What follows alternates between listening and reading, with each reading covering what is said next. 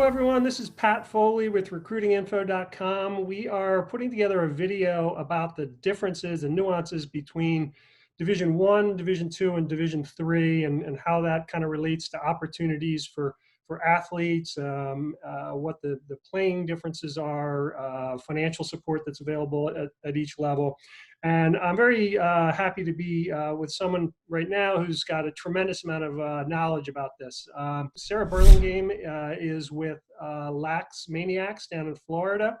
And she runs the program. She was a Cornell player herself. And as part of running her program, she's developed quite a bit of knowledge about the recruiting process, and she has materials they've developed that really kind of talk about percentages and probabilities of being able to play at certain levels and what that looks like. So welcome, Sarah. Thank you so much for your time today. And maybe we could talk about, maybe we can start by talking about maybe misconceptions, because I think that's one of the biggest issues that when parents are new to the recruiting process, there are a lot of misconceptions, and maybe we can address a few of those to start. Sure. I think, one baseline misconception, and the reason we developed all of the seminars and information packets that we have for our own players is what's available from a lacrosse perspective. So lacrosse by the numbers, if we're talking about Division I, we're thinking about a wonderful at 33% of the all-in cost. That doesn't mean that all programs are fully funded. Doesn't mean that big name programs are fully funded. For instance, we take a program like Berkeley, it's not existing as a fully funded program, or Davidson, well-known, highly academic schools, because they're Division I does not necessarily mean they can provide some or most of their athletes with a great scholarship. The idea that I will get a full ride is quite, exceptional, extraordinarily, I should say, exceptional. Right. Typically it's a stacked offer. The idea that Division III, because they don't provide scholarships, will actually not be economical for a family is also a misconception.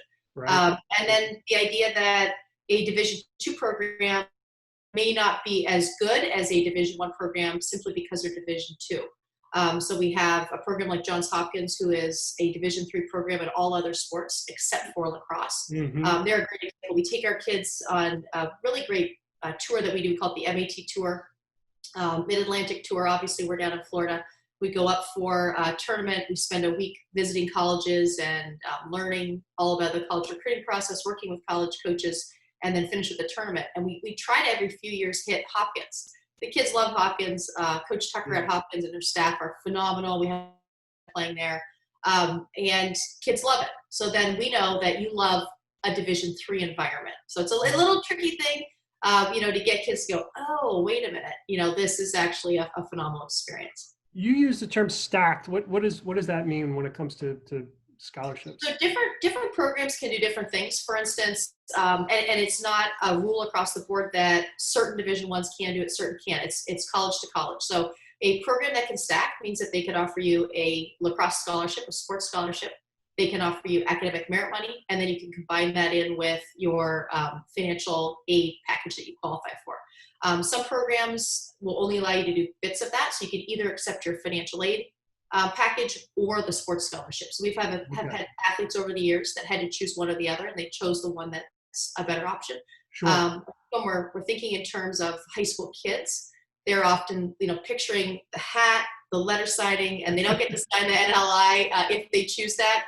But most high schools or programs are doing you're really only signing a piece of paper that day anyways. You're not actually signing your letter, or as a recognition ceremony. So a program that can stack can combine those things. A program that cannot, you have to choose one or the other path. And one thing that I was surprised to learn was that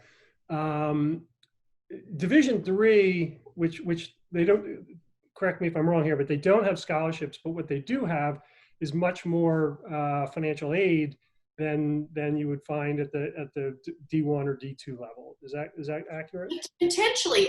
Schools do it differently. So if we take just any division, there are programs that have sort of a matrix where they say, here's your grades, here are your test scores, and you're going to be right here. If you just move up one more, you're going to qualify for more. You see that across all divisions. So many of our athletes in what we call, it's a basketball term, but that mid-major group where they're not in the ACC, they're in a smaller conference, they're existing like that. D3s can be existing like that. Some D3s, again, are test optional. So it's really looking at just your scores. In fact, many schools will likely be test optional. We're now Right. Spring 2020. So, many schools will go test optional this year and may continue to do so. But schools that offer sort of that matrix, way of looking at it, you find that across all divisions. And one thing you had mentioned to me earlier that was surprising is that people tend to think about D1, D2, D3 as sort of a spectrum of ability or quality of play, where D1 is the best, and D2 in the middle, and D3 at the bottom. But the way you describe it is really D2 and D3. There's a tremendous amount of overlap, and there is even some overlap at the top of D1 or D2 and D3 with D1 in terms of quality.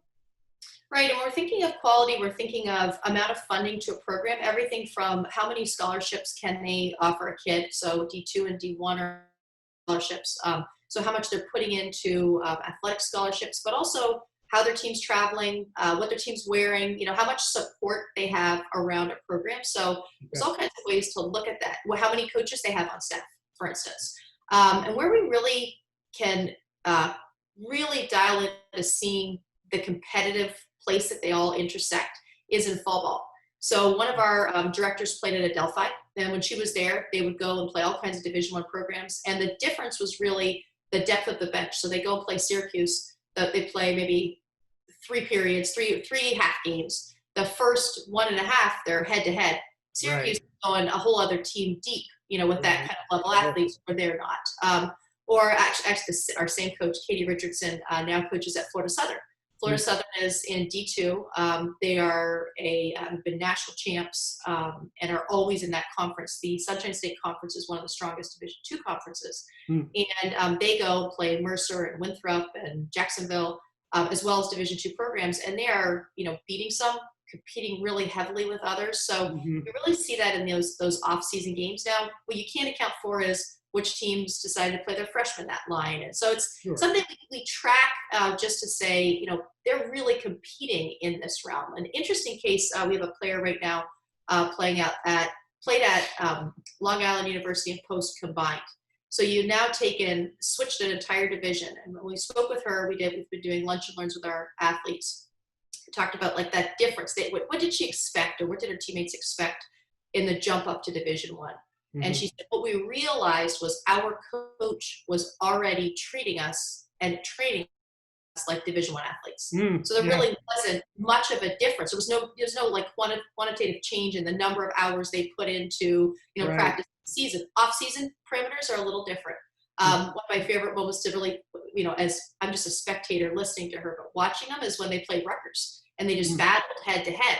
Here's a program that's a first year jumped into the Division I program, and they're really battling. They're right in the mix. So I think we, in the women's lacrosse world, this is very specific to women's lacrosse, to see where those things will shake out.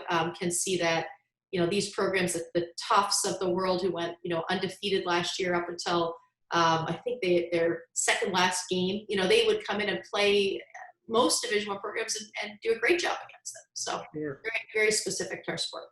I think your knowledge of this is an important thing for people to understand too, or for parents to understand early on in the process, which is I definitely see a difference between different programs and different coaches and the degree to which they're involved in the recruiting process. And the recruiting process, and the whole reason this website was born, is the recruiting process is complicated, and there's not a ton of information that is readily available. So to me, it's really important for parents, when they're seeking a club where their child is going to play, to talk to the owner of the club or the head coach of the club and say, what is your involvement in the recruiting process? Because to me, you're doing a couple of things that are important. First of all, educating the parents on being realistic about what is available and what the differences are, because like me, I didn't know anything about this until my daughter got into high school, and then I said, wow, this is something we need to learn. Most of the learning happens just sort of word of mouth from parent to parent, which is not a terribly effective process. But then we've been blessed to be in some really good clubs where you get the kind of guidance that is important. But I would advise parents that they should be, when they're choosing the club that their child's going to play in. Obviously, you want a good culture, you want good coaching, but I think recruiting support is important. If Yeah, it's really specific. yeah, You don't want to be a part of a club that's all recruiting, because to be honest with you, we don't want a person not to participate with us right, because we're all recruiting focused. So, right. You want to the be, way we handle it is we've just amassed knowledge over the years. But what we know is, as parents, you are sending us your most important. And like you said, there's a low level of education. So what we want to do is say, okay, how can we get people to a place where they feel they could make decisions with with the information that they have? So we have now educated them to a point where they feel that they're making a strong decision for their most important asset. I think that's the incongruence is you see the most important thing in your life, your children, and a very low level of education on the process. And there's a combination of providing the right statistics and the likelihood and all of that, but then also providing the anecdotal information of, what's the culture like? What do you like about the culture that we have here at our club?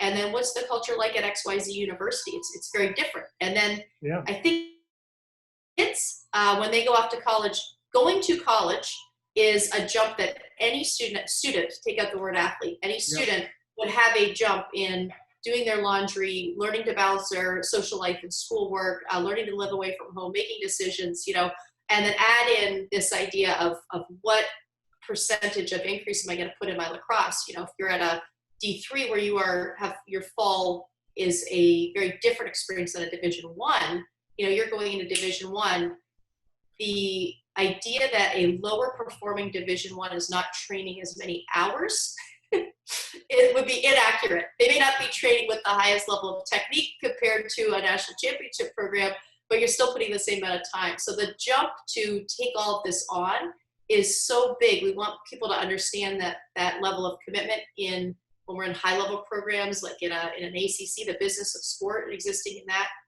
And then also what the options are. So we talk about, you want to go to a perennial championship program, amazing. It's likelihood you're going to have great culture within that program, and you may not play for 2 years, whether it's in Division I, Division II, or Division III. Sure. Are you okay with that? And what is the difference, if you could roughly sketch it out in terms of time commitment, at the various levels? So Division I, just my eyes are moving here. I'm reading off of one of our sheets. We have some information packets we give to our families. So in fall in Division I, you're 6 weeks of 20-hour weeks. In Division II, you're 45 days of 12-hour weeks. And in Division III, your captain's practices only. Now in the spring, we're at 20-hour weeks. So once you're into the spring season, it's the same across the board. There are differences in when those coaches can begin their contact. So Division I, the date changes, but it can be sometime in January, where if you're at Tufts and the NESCAC, it may not be till February 1. So when that contact time begins. Wow. Yeah, I had no idea. And culture is such a key thing that I think is tough, because the culture varies from coach to coach. It varies from school to school. It either can be, very serious and sort of cutthroat, or maybe it's much more lighthearted, and even you can even see those. I think you'll see that difference along the spectrum of D1, D2, D3, varying, where D3 is going to be less likely to be super cutthroat, but it still exists that there's very serious D3 programs, and there may be D1 programs too, where the coach is just a little more lighthearted, and that kind of filters through the organization. Yeah, I think you have both the culture, and then you have coaches' personalities, tendencies. So I think it's, when you're dealing with the big money sports programs, like the big money colleges, I think you have to expect, we call that, in our program, we say it's a competitive culture. Yeah. So I'm talking to some of my players. We had players that had a coaching change in Division I, and they said the most challenging part is every day we're battling against our best friends to see who's going to play the next game. And they said really challenging. So that would be a competitive cauldron. And on the other side, you'd have family, right? So if we set our spectrum, the way we talk about it is family. We love you. That's wonderful. Lots of hugs. You're doing great. Don't worry, honey. Over here to competitive cauldron. Hey, what's your name? Can you get me a ground ball? Get out there. And I think most very few or there's somewhere in the middle, and a lot of personalities come into play. So we've seen programs that have a highly competitive cauldron environment where you absolutely your job's on the line every rep in practice, every game, every season potentially. But those coaches, their personalities and their personal assets they bring are highly communicative, high culture understanding, make sure everybody knows what their role is and what the expectation is. And then you have that competitive cauldron potentially combined with people that aren't great communicators. Right. That really, a kid doesn't know her role. Like, I don't know that my role is to be the best cheerleader I can be right now. And until in our club, we say, until you can rock your role, don't ask for another role.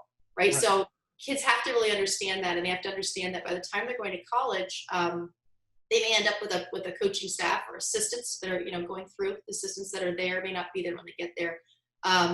That may not be their base point, set point may not be highly communicative, right? That just might not be their personality. So it's the kid's job to go and say, Coach, I want to understand my role so I can rock my role.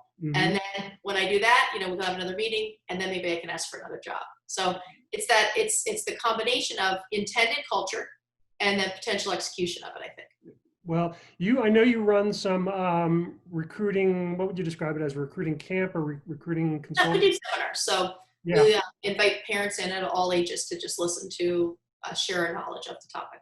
And when are those usually? I mean, who knows when the next one's going to be? Yeah. Well, so the next one will probably be virtually, I'm guessing. But what we've done is we do them all over Florida. We also have a program in South Carolina. And we do them typically in January, so we look to get them somewhere in that New Year timeframe. They're open to the public to ask questions, and we just feel that the one thing we've done as a coaching play college lacrosse and had great experiences. We've helped over 300 girls play college lacrosse, and we just our goal for them is to find the best. Now, fit means we used to call it the broken leg test. Now I could call it the pandemic test. You're gonna go somewhere and you cannot play lacrosse. Do you still want to be at that school? Right. You're gonna go to that school. That coach is no longer there. Do you still want to be at that school? One of my favorite examples is we had a 2020 player who wanted to be a nurse. And September 1 opened up, and she got interest from across all divisions. She was highly academic. She went on recruiting trips across all divisions. And the deal was for her, the schools where she could study nursing were not necessarily in alignment with the best offers, the highest performing school. And she was so steadfast. We were so proud of her because of her ability to stick to, like, something hits, I still want to be able to be a nurse out of all this. And she picked a great program, really sticking to her core pivot point. We like to say your decisions need to be principle-based and not socially based. There's this, especially when we're dealing with high school kids, this idea of everybody in my school goes to Division I. That's the coolest, or whatever that social pivot point is. And parents, I'm a parent, we get trapped up in it sometimes too, of like, oh, my kid's doing this thing, and it's really exciting. We're happy for them. But the truth is, we want you to have that sweatshirt on at the end of the 4 years and be saying, this is where you should go, and I'll tell you why. So having that, like, principle-based, information-based pivot point rather than potentially a social-based pivot point is really important. Yeah, that's great advice, and I certainly urge anyone who's down in the South Florida area or anywhere, I guess, in Florida to look up LaxManiax, and we'll have the website up on the video. So, Sarah, I want to thank you so much. This was a perfect start to this project, and I really appreciate you taking the time to share your wisdom on this with us. I hope you are out there having a good season soon, whatever that might look like this year. We're excited just to be with our kids whenever we can, whether it's on Zoom or on the field. So we're happy to be with our people, and thank you for having me today. Thank you. Bye-bye.